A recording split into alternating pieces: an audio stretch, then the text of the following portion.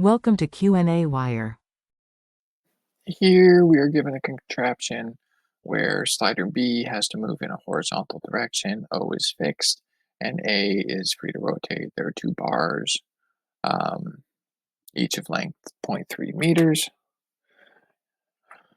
And we're going to have to use a bunch of geometry to figure this all out.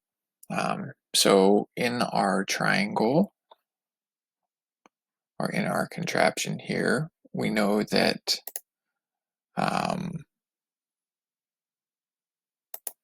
we're going to have to find some things. First, we need to find the length OB, which we can do using a Pythagorean theorem. That has to be the square root of length EB squared plus length OB squared. EB is just 0.1 meter. OB is that distance x, which is 0.07, which then gives us exactly 0.125 meters for the length OB. So next, we can split our ABO triangle in half to help us find what the sine of theta is.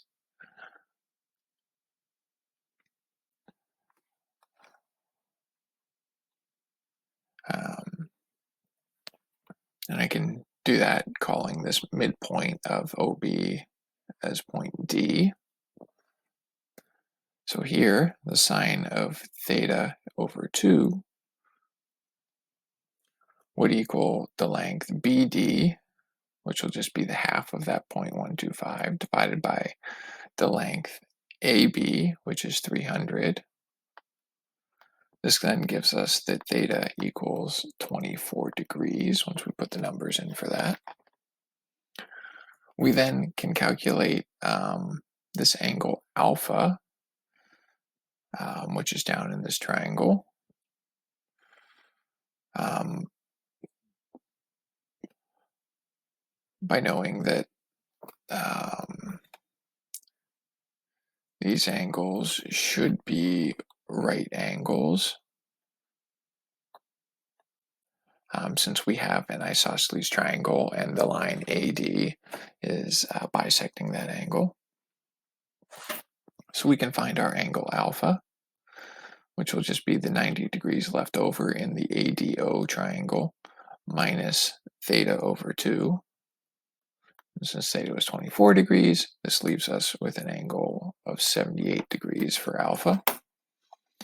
Next, we can calculate the angle beta by looking at the OBE triangle.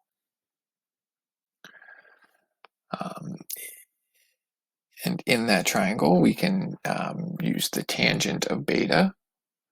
So tangent of beta would equal the opposite side divided by the adjacent side. So that would be the length BE, which is 0.1 meters, divided by the length OE, which is 0.075 meters.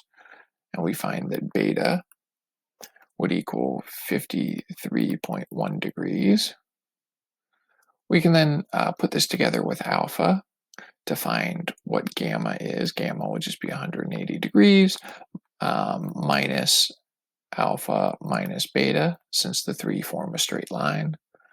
And this would leave us with about 48.9 degrees. So next we can calculate the distance between point C and point O, which will help give us the entire distance between C and A. So we do that by looking at the cosine of gamma, which would equal the distance OE, which we know is 0.075 divided by the length OC. We can solve that for OC to find that OC is 0.114 meters. We can also calculate the distance between point E and C in a similar way. We just go ahead and take the tangent of gamma. The tangent of gamma will now be EC divided by OE. So if we solve for that distance EC, this will give us 0.086 meters.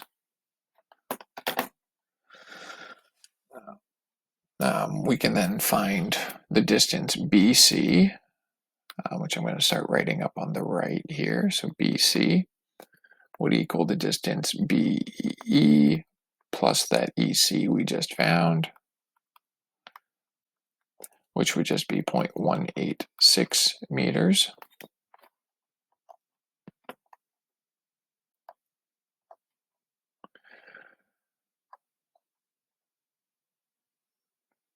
We can then go ahead and find a few more things here. We can calculate the velocity of this link OA. So the velocity of A itself, velocity of A will equal the distance away times from the center of rotation times omega, or sorry, distance away from the center of O times omega, since we know what omega is. So this will just be OA times omega. OA is 0.3 meters, omega is 2, so this should give us 0.6 radians per second.